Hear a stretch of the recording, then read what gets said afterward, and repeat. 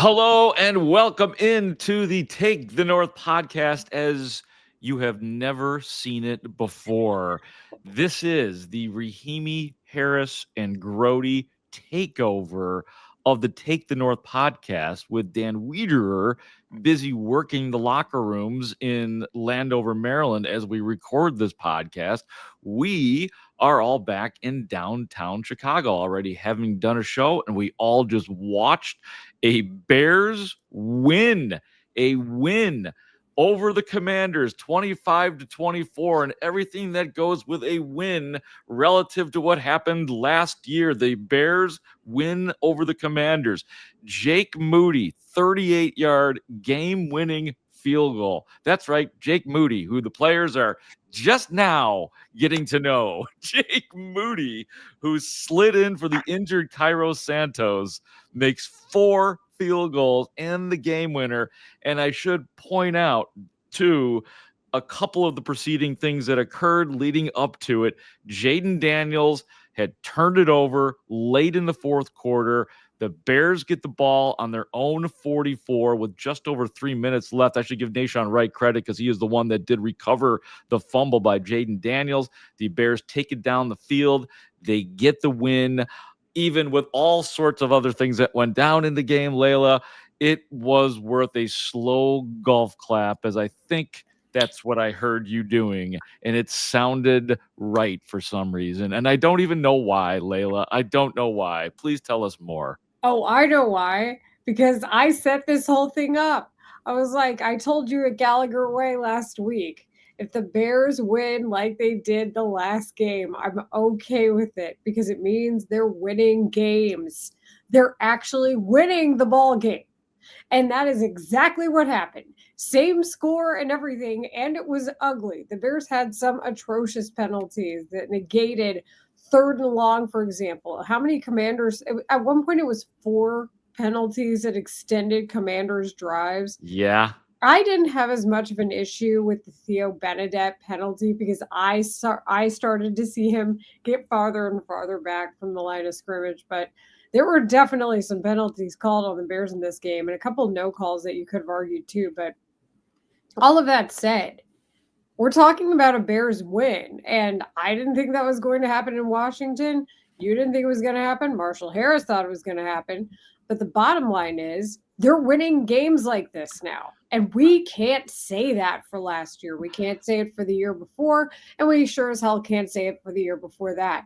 So when you consider that this team has had only 5 wins the past 2 seasons, and again, they do this again, they've already got 3 wins now.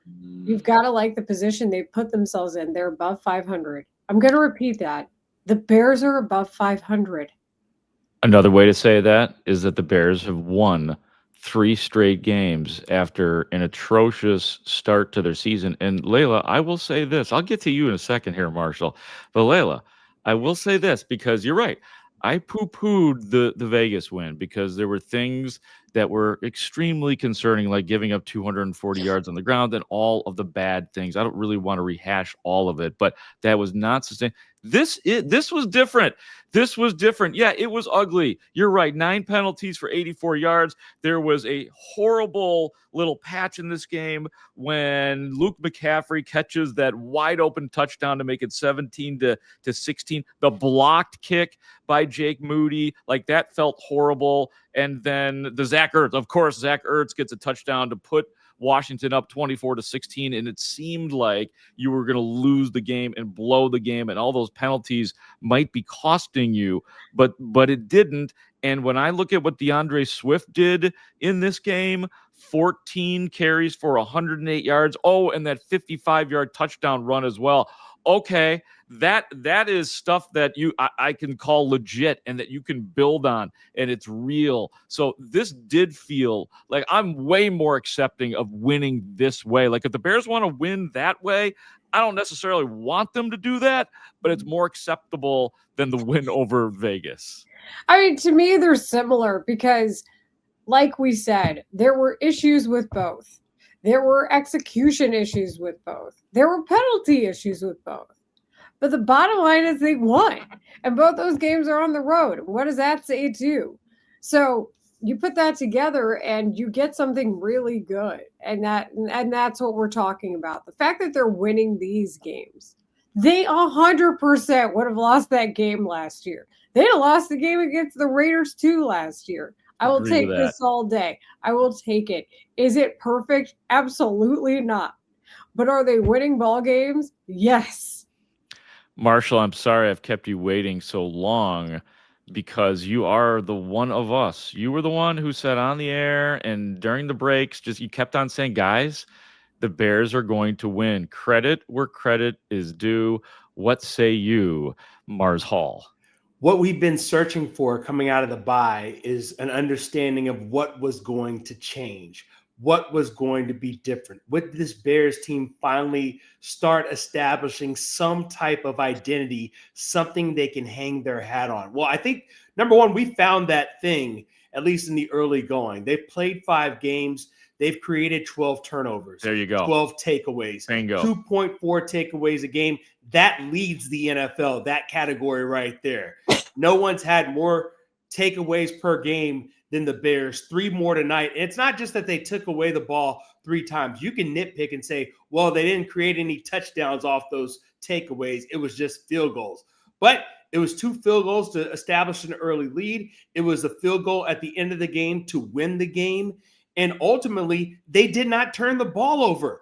At +8 on the season in turnover margin, they are tied with the Jacksonville Jaguars now for the best turnover margin in the NFL. They are an opportunistic team. There are plenty of things you can be upset about when you look at this defense and say, hey, they need to work on this, they need to work on that. But we were told before the season.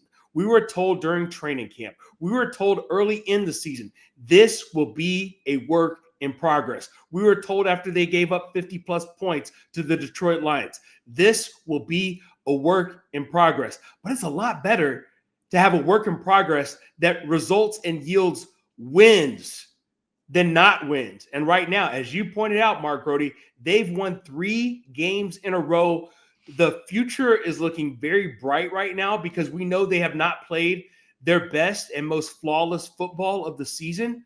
But yet here they are, 3-2, feeling good. Oh, and by the way, they figured out how to run the football, and that could change everything. How heartening was that to see, Leila? The running game open up. They used a bunch of guys. I mean, we saw everybody seem to get in on the party, which has been the desperate part, or desperate and creative. There's a very fine line that we're dealing with, but it was just good to see the offensive line open up some real holes for DeAndre Swift and see DeAndre Swift burst through them. Like he looked like a top-notch running back tonight. Well, I think it also had to do with scheme. There were a couple of runs that I did not like in this game. They kept trying to test Kyle Monangai up the middle, and that's really bold when you consider his height at 5'8" and how the Bears hadn't gotten a lot of forward progress up the middle, guard, center guard, as we've talked about when it comes to the run game. That's where the holes have not happened. Drew Dahlman is an outside zone specialist, and I feel like we saw that today, especially also the EPA for running yards per play really did favor the right side, and that was even prior to the game against the Raiders. So I'm not sure why they didn't just go ahead and establish that during the game to begin with, but I'm glad they got to it. There were a couple, but I do think that they were going to try to establish that running game with everybody come hell or high water. And there were definitely some high water moments when they get backed up all the way to their half-yard line. Caleb Williams is out of the shotgun in the end zone. That's dangerous as a whole. And, they try to limit his shotgun plays to begin with. And then you're running Monangai just up the middle because you think that's going to work. There was nothing in that game that said you were going to get those yards. So by the grace of everything, they're able to withstand that drive and withstand the field position they lost thanks to the turnover and the takeaway and get the ball back. But I thought for sure they were done after that. And then the Bears defense once again proves us wrong. The fact that they couldn't get off the field after forcing a 3rd and 13 so late in the 4th quarter, and they're still able to come up with the key takeaway to somehow seal the game. It's just incredible.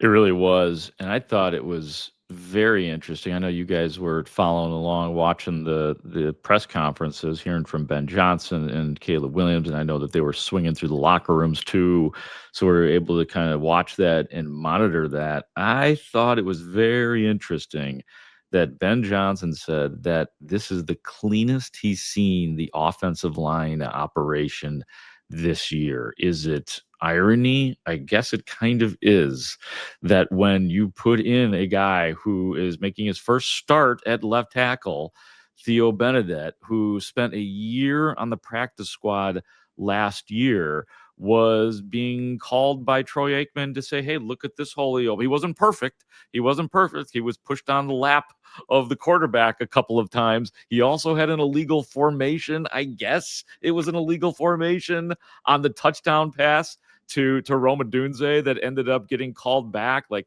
that kind of sucked. But I got to tell you, Marshall, it's kind of nice if this project, which I said started out as a prop, I failed to get that one correct. If this project is starting to bear fruit, it's pretty amazing.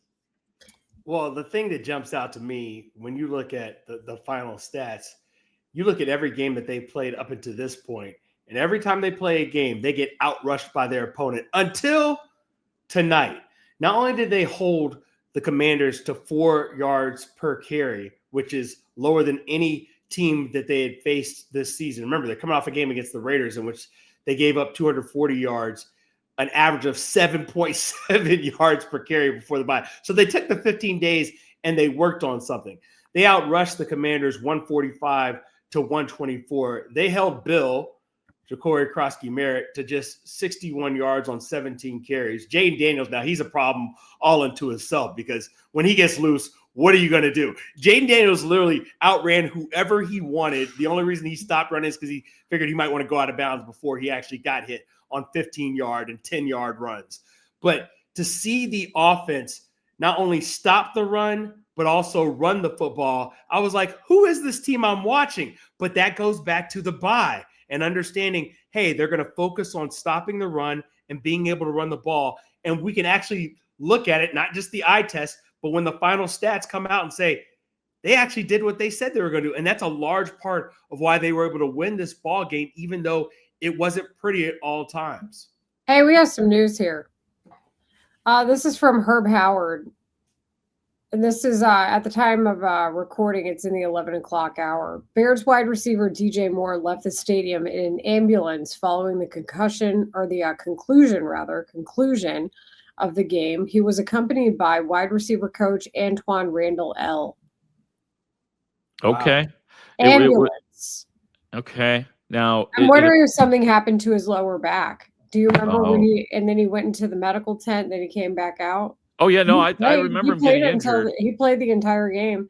I hate to be the buzzkill here, but that seems like major news we're gonna have to track tomorrow for sure. No doubt. I mean, I think Marshall, there was a play where Leila, I can't confirm that at this moment. You're saying he did not miss a snap in the game? I don't know that he missed. Okay. I don't know that he didn't miss a snap. I mean, because of being hurt. I'm saying he played throughout the game. There was one point where he was holding on to his lower back. He was hurting. He left during an offensive drive, and then I understand he went into the medical tent. Now we're getting all this information from people there on Twitter. The broadcast, I don't think, addressed that. I know at one point he did come back into the game after all that happened, where he was hurt and tweaked, and we talked about it in our group chat. But he came back into the game and was back on the field on plays. He was, and he was a key part of the blocking for DeAndre Swift. He sold out his body today. Yeah. And I'm not just saying that because of what we saw from our friend Herb Howard's post. I'm saying that because he was obviously a huge part of the blocking scheme. Like, for everybody who calls out DJ Moore and his body language and thinks he's not a team player, I already had it in my notes that today's game was a good example of how that's not exactly the case. Sorry, guys. I just a little bit more on DJ Moore as we kind of patch this together. the three of us here take the North. Rahimi, Harrison, Grote takeover. If you're like, what is this? TTN. This from Bigsy, Brad Biggs, wide receiver DJ Moore will be staying overnight in the DC area for precautionary medical attention, the team announced. So yeah, so precautionary is the key word that gives me hope that it's not something devastating, but something that needed to be monitored. So we shall see.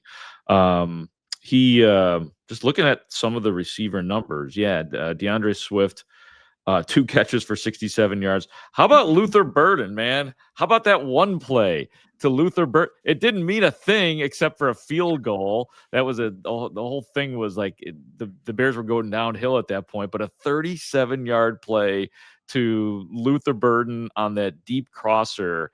And then all hell broke loose for about 3 more series. But it was like, oh, yeah, Luther Burden, there you are. Are you kidding? I thought that was awesome. He juked 2 different people. Yeah. Yeah, he had 2 juke moves. That was some real athlete stuff. And I don't want to say the word stuff, but that's exactly what that was. That is a watch me adjust to the ball that Caleb Williams threw because it was not perfect. Watch me show my skills to get the ball. And then once I do, you really saw his body there, the mismatch, and how he was able to overpower his defender. He's like, I'm going to try this once. I'm going to go again. Go. Yeah. And then that's when he was able to get, 10 extra yards after that? Uh-huh. They thought he had him. And that was some flex on him stuff right there. I thought that was one of the most fun parts of the game. And then, what happens is the other team's going to try to do it. So then they tried to do it. So then you had everybody trying juke moves. And I was like, perfect. This is the kind of stuff you want to do. Like, that was a flex on him, man. I loved that so much. It's the flash and splash for me because we know what we were told Luther Burden III was supposed to be. We know he missed the time early in camp. But I got to tell y'all, every time I see that man get his hands on the ball, he's doing things that make you realize, oh, okay, this kind of makes sense. And I know we're just getting a small sample size, if you will, of what he's capable of.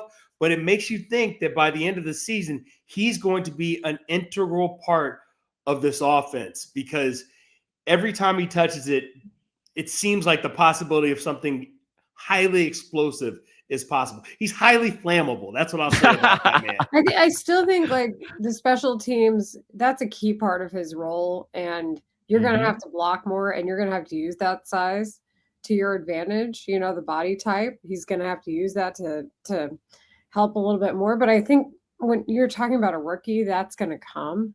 That was not a part of his job probably initially. And here he is, being expected to do that. So that's something that I want to see improve. But the pure receiver stuff, sick.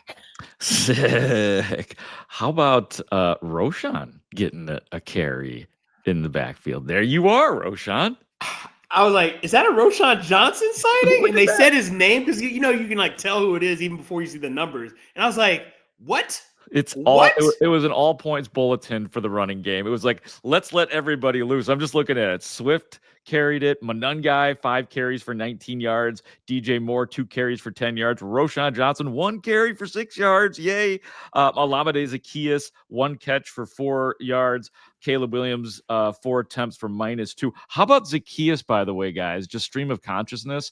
When the Bears were backed up and they had that bad penalty on a Cole Kmet first down, and he drops the ball, and they showed it like Troy Aikman was on it. He might have scored. It might have been an 80-yard touchdown scamper. I think he realized that, and that's part of the problem. He was kind of looking ahead, and he didn't pull it in. And then I was almost as frustrated the next play because he catches it, but it's short of the first down. But I was like, all right, well, at least he can still catch. First of all, he was running before he caught the ball. Like he already had the play figured out. Number 1, catch the ball, especially in those conditions. At that point, it was raining already. Nor'easter. And you'd better please stop being excited about a nor'easter. You don't want your house to flood. Okay. I just have really deep respect and admiration for the force that is a nor'easter. Don't get it twisted, Leila. I hope you appreciated it more after we explained it to you earlier on the show today. I did, and I appreciate it. I learned a lot from both of you guys. I just want you Same. guys to know that. I learned a Yeah. lot from you. Yeah. Yeah. All of that said, I feel like they were going to run the ball to whoever they possibly could. After what we saw to Theo Benedict, where I do feel like he was, I wouldn't say cutting some corners, but I don't know what you call it when you're that far back from the line of scrimmage and he's just waiting for people to come to him, because it's a very dangerous game you're playing. Like at some point, there's going to be space in between you for the defender to just run around you and then sack the quarterback. So I'm almost kind of glad that that was called, even though it negated the Rome touchdown. I'm not happy about that. But it's like, it just got to be egregious. Did you guys notice that? He kept like creeping back and creeping back. But I say all of that to say, if that was going on, and tactically he's your best dude at left tackle, and that's why the run game wasn't working properly, what the hell was going on? I have no answer. I was giving it to Mars. No, because the reason I have no answer is that is my question. What was going on? And I think sometimes it just takes time to not only get your cohesion from your offensive line. And let's be honest, they played better tonight. They looked better as a unit tonight. And maybe Theo Benedict being out there gave people a sense of, okay, we're done shuffling things around. This is who we're going with for the future. Yeah. And I'm good with that. And I got to say, they just looked better. Like the holes were bigger. The pass protection held up. Caleb Williams was getting sacked because Caleb Williams was just holding on to the ball too long. But 3 sacks, I can live with what happened with Caleb Williams in the offense tonight. Yeah. Who else got 3 sacks? The defense. Ooh, yeah, they did. Another slow Don't forget clap. about the team sack. Jervon Dexter with a sack and a half. Oh, yeah, the team sack. There was one team sack. Then there was Jervon's sack and a half. And then was it Dominic Robinson who had the Yeah. who was also in pass coverage? Every once in a while, Dominic Robinson will get a sack. That is what he does. My God, I'm so glad that we have a 3-hour, 10, 11, 12, a 4-hour show. I'm mad that you had to do that just now. I know. Our show was 4 hours long. For I don't know Really why in my 4.5. head it's 3. You know why? Because it goes so fast because I'm with you guys. That's what it is. But I'm so glad we do have a 4-hour show to talk more Bears, because we are just scratching the surface. A couple more things before we get out of here. I loved Caleb Williams at the podium when he was talking about, apparently there's a new motto or mantra going on out there, and he didn't want to say the word. Caleb was hilarious. It's we love this, and then he said it starts with S and ends in T. We could say it on the podcast. It's we love this shit. We love the work. We love the grind. We love being out on fields 3 and 4. We love this shit. It's okay, Leila. It's a podcast. We don't swear a lot, but it's okay. It's all right. It's okay. I say hell and damn a lot, but I can't go that far. It's Can I just weird. say we love this feces? Is that yeah. Oh man, no, not the same. Are you gonna drop your favorite word here on us here in a second too? I'm not. I don't know. Leila, if this precludes you from being on with us, I'll have Stadzinski bleep it out if you need that done. Don't worry. I know. It's a video, like I didn't say it.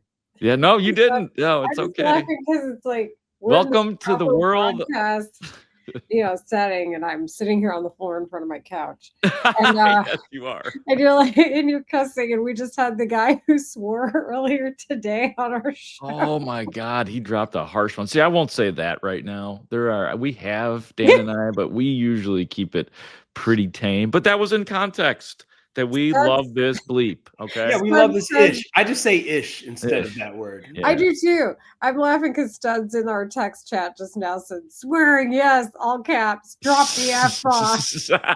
I know Studs is when it comes to the Bears win today. That I know. Oh yeah, he's a happy guy. He's running the post game. He's getting us set up. He's just doing all the Bears post games, and he's happy. Guys, one of the cool things we do when the Bears win is give out game balls. Leila, would you like to go first? Marshall, I'll let you go second, then I will go third. I want to give it to DeAndre Swift, but I think it's got to go to Jake Moody. Okay. Wow. Like that is some pressure. And frankly, that 48-yarder, that dude kicked lower than I do. And I'm 5'3" and over 40. So I'm not sure how he was able to overcome that, but to do that in your first game active with the team, where I'm still not quite sure about Cairo Santos's quad strain, to be able to do that in those conditions at Washington came through. That is it looks like a 38-yard field goal, and it says it's a 38-yarder, but I don't know, man. If I were out there, that thing would look like it was 100 yards away. So good on Jake Moody. They needed him to win the game for them, and lo and behold, he did. So I have to say, given the circumstances, he's the guy. Okay, Marshall, what do you think? That's a good entry. Jake Moody for Leila. That's her game ball. What you got, Mars Hall? Moody certainly was under consideration for me, as was DeAndre Swift. But I got to go with somebody on the game ball that might shock you a little bit. I'm going with the only guy on this team that was able to force the one thing that happened that only happened once, which was a Washington punt. I'm going with Montez Sweat. I know Montez Sweat did not have a sack, but Montez Sweat had back-to-back plays when it looked like Washington could not be stopped by any way except for a little turnover, because he had a deflection and he had a quarterback pressure, and that forced Washington to punt the ball. Now, as we mentioned earlier, they didn't do anything because they were pinned deep on that punt, but then they were able to punt it out, and then that's when they forced the turnover, and then the game was over. So Montez Sweat, without him just putting a stop to what Washington was doing, which was just running up and down the field at will, except for when they turned it over, I thought that was a big part of why the Bears were able to win this game. Bold and gutsy there, Marshall Harris. I like that. I do what I want. Okay. Yeah, a little outside of the box thinking. I like it. Well thought out, even if it's wrong. No, I give. You guys have left me DeAndre Swift. Yeah. Montez forced a fumble too. And he forced a fumble. Out. He was the one with the. It wasn't so much a punch; it was more of like a swipe. And Kyler Gordon got the recovery on that. Guess what? There was a Tez effect. The Tez effect was back. We have so missed the Tez effect, so we'll take that for sure. We're really building this case now, Leila. I don't know that that's what happened. I wouldn't call it a full Tez effect, knowing that I experienced the Tez effect for myself in 2023. Okay. But I would say he had a good game. Okay. And he was close. Like, he was close to some sacks. He was like a step slow. But you know what? That's what happens. That's the difference between people who get them and people who don't. But he still was a disruptive presence. I jumped the gun just a little bit. It happens. I'm going to go with DeAndre Swift. Like I said, 14 carries, 108 yards, had the explosive reception for a touchdown. And not to mention, the best part of his game was saved for the end when he had a bunch of carries, but on that final drive to get the Bears and Jake Moody in position to make the field goal, a 10-yard gain on that drive and a 15-yard gain on that drive. And it was pretty awesome, especially after the game when he talked about how he had never met Jake Moody. Poor Jake Moody.